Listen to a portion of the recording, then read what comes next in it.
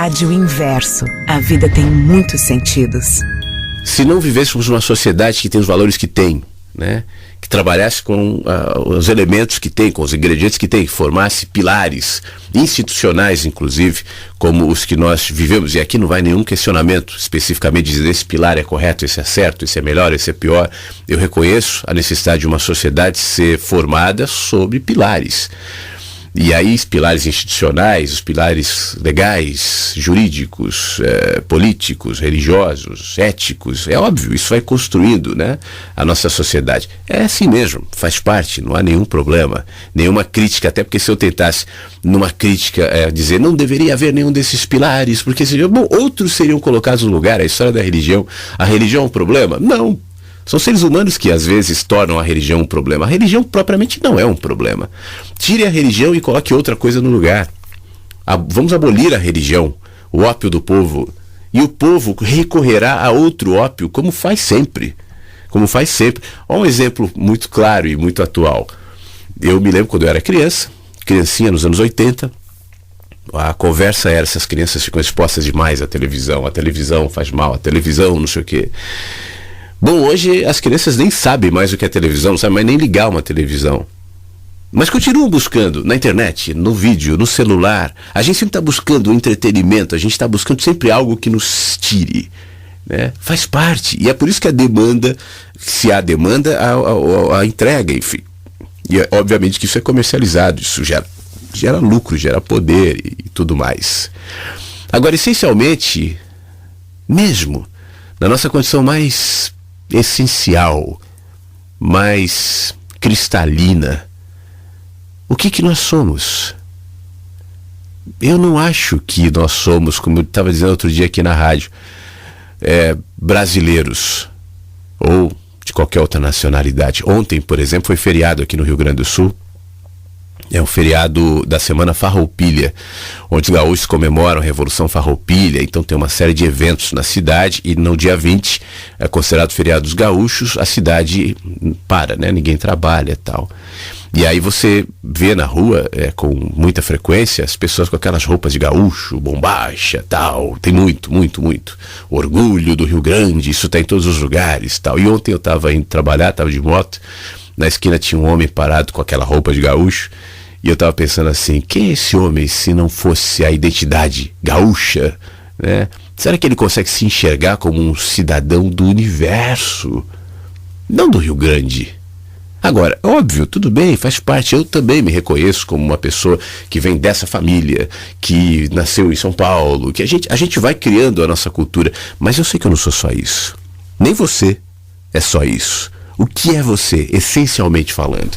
O que é isso que você carrega aí dentro e que se apega a senso comunitário que te faz pensar que você é gaúcho, ou paulista, ou carioca, ou baiano, ou mineiro, brasileiro, da América do Sul?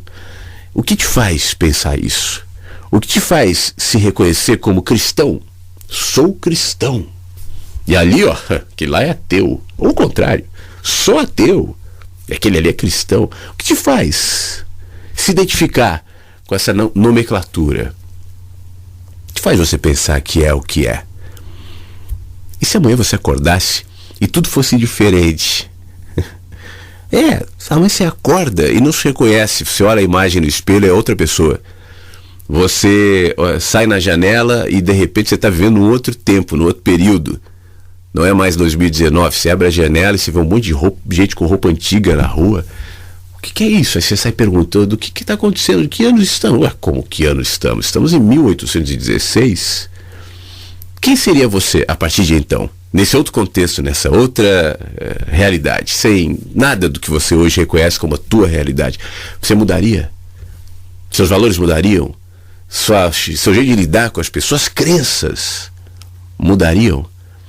Aquilo que você considera especial, bonito, tal, como é que ia ser? Quem você seria?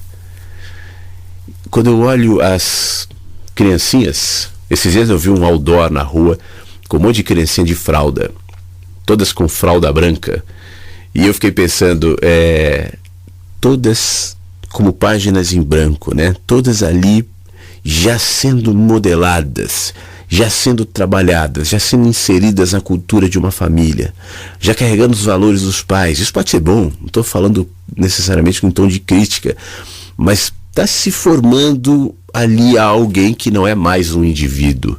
O que é um indivíduo, né? Fora dos contextos. O que seria você se você não fosse advogado, cantor, ator, modelo, radialista, enfim? O que seria você? O que seria você? O que será você quando essa pele enrugar? Quando você olhar no espelho e reconhecer que você ainda porta a mesma chama que portava quando tinha 10 anos, quando tinha 5 anos, quando tinha 15. É a mesma coisa, é você.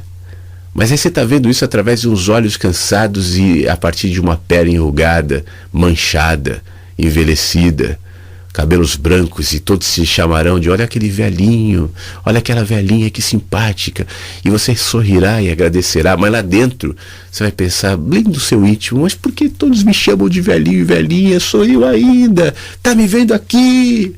E alguém dirá, oh, que velhinho simpático, vem, quer aqui atravessar a ruazinha te tratando como uma criancinha. E você vai aceitar, afinal de contas é assim que tratam os velhinhos, afinal de contas os seus sentidos agora estão diminuídos, sua percepção espacial diminuiu, teus passos estão mais lentos, agora você tem que ir ao médico muito mais vezes do que antes ia, agora você tem um monte de remédios para tomar, agora você sente que a ampulheta está virada, está caindo, as areinhas que restam na parte de cima são poucas, você não sabe exatamente quantas, mas são poucas. Você vê como as pessoas te olham com certa complacência, te tratam com certa infantilidade. Mas sou eu ainda. Não, vovó. Não, vovô. Ai, a vovó é boba, né? Vovô é bobo, vive no mundinho dela. E aí você vai aceitando envelhecer. O corpo envelhece, mas você não. Mas você vai aceitando. Afinal de contas, é o que a sociedade faz, é o que o corpo faz, é o que a vida faz. Mas essencialmente quem nós somos. Ouve esse texto comigo aqui. Saint-Exupéry. Há alguns anos, durante uma longa viagem de estrada de ferro, resolvi visitar aquela pátria em marcha que ficaria por 3 dias prisioneiro e durante os 3 dias daquele ruído de seixos rolados pelo mar. Levantei-me. Mais ou menos 1h da madrugada eu corri os carros do trem de ponta a ponta. Os dormitórios estavam vazios, os carros de primeira classe vazios. Mas os carros da terceira classe estavam cheios de centenas de operários poloneses, despedidos na França que voltavam para sua Polônia. Aí eu caminhei pelo centro do carro, levantando as pernas para não tocar nos corpos adormecidos, e parei um pouco. Parei para olhar. Tipo o Flávio estava falando, olhar as pessoas, tal. Parei. Tinha gente ali. E de pé sob a lâmpada do carro eu contemplei naquele vagão sem divisões, que parecia um dormitório que cheirava a caserna e a delegacia, toda uma população confusa, sacudida pelos movimentos do trem. Toda uma população mergulhada em sonhos tristes que regressavam para sua miséria. Grandes cabeças raspadas rolavam no encosto dos bancos, homens, mulheres, crianças, todos se viravam da direita para a esquerda, como atacados por todos aqueles ruídos, por todas aquelas sacudidelas que ameaçavam o seu sono e o esquecimento. Não achavam ali a hospitalidade de um bom sono. E dessa forma eles me pareciam ter perdido um pouco a qualidade humana. Sacudidos de um extremo a outro da Europa pelas necessidades econômicas, arrancados à casinha do norte, ao minúsculo jardim, aos 3 vasos de gerânio que notei outrora nas janelas dos mineiros poloneses. E nos grandes fardos mal arrumados, mal amarrados, eles haviam juntado apenas os seus utensílios de cozinha, as roupas de cama, cortinas, só o que tinham. Mas tudo o que havia acariciado e amado, tudo que haviam afeiçoado em 4 ou 5 anos de vida na França, o gato, o cachorro, os gerânios, tudo tiveram de sacrificar, levando apenas aquelas baterias de cozinha. Uma criança chupava o seio da sua mãe, que de tão cansada parecia dormir. E a vida transmitia-se assim no absurdo e na desordem daquela viagem. E aí eu vi um pai, um crânio pesado, nu, parecia uma pedra. Um corpo dobrado no desconforto do sono, preso nas suas vestimentas de trabalho, um rosto escavado com buracos de sombra e saliências de ossos. Aquele homem parecia um monte de barro. Era como desses embrulhos sem forma e que se podem ficar à noite nas bancas dos mercados. E eu pensei, o problema não está na miséria, nem na sujeira, nem nessa fealdade, mas esse homem e essa mulher, sem dúvida, se conheceram um dia. O homem sorriu para a mulher, levou para ela, sem dúvida, algumas flores depois do trabalho. Tímido, sem jeito, pele corada, ele temia ser desprezado. Mas a mulher, por faceirice natural, a mulher certa da sua graça, talvez se divertisse em inquietá-lo.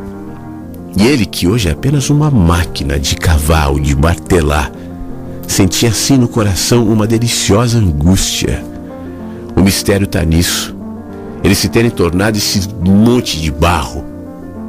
Por que terrível molde terão passado por que estranha máquina de entortar homens? Um animal, ao envelhecer, conserva a sua graça. Por que a bela argila humana se estraga desse jeito?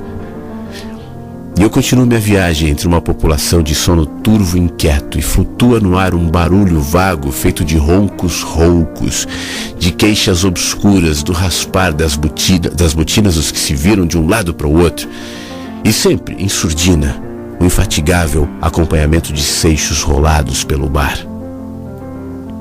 Eu sento ali diante de um casal, e entre o homem e a mulher, aquela criança, bem ou mal, tinha se alojado e dormia. Volta-se, porém, no sono, seu rosto me aparece sob a luz da lâmpada, e que lindo rosto! Havia nascido daquele casal uma espécie de fruto dourado. Daqueles pesados animais havia nascido um prodígio de graça, encanto. E eu me inclinei sobre a fronte lisa, a pequena boca ingênua, e aí eu pensei, eis a face de um músico, eis Mozart, criança, uma bela promessa de vida. Não são diferentes dele os belos príncipes das lendas, protegido, educado, cultivado. O que ele não seria? Quando por mutação nasce nos jardins uma rosa nova, os jardineiros se alvoroçam. A rosa é isolada, é cultivada, é favorecida. Mas não há jardineiros para os homens. Mozart, criança, vai para aquela estranha máquina de entortar homens. Mozart vai fazer suas alegrias mais altas da música podre, na sujeira dos cafés concertos. Mozart está condenado. Aí eu voltei para o carro e pensei, essa gente quase não sofre o seu destino. E o que me atormenta aqui não é a caridade. Não se trata de gente se comover sobre uma ferida eternamente aberta. Os que a levam não sentem, não sabem. É alguma coisa como a espécie humana e não o indivíduo que está ferida, está lesada. Eu não creio na piedade. O que me atormenta é o ponto de vista do jardineiro. O que me atormenta não é essa miséria na qual, afinal de contas, a gente se acomoda como ócio. Gerações de orientais vivem na sujeira, gostam de viver assim. O que me atormenta, as sopas populares não remedeiam. O que me atormenta não são essas faces escavadas, nem essas feiuras. É Mozart assassinado, um pouco. Mozart morto, sempre um pouquinho em cada um desses homens. Só o espírito soprado sobre a argila pode criar o homem. Rádio Inverso. A vida tem muitos sentidos.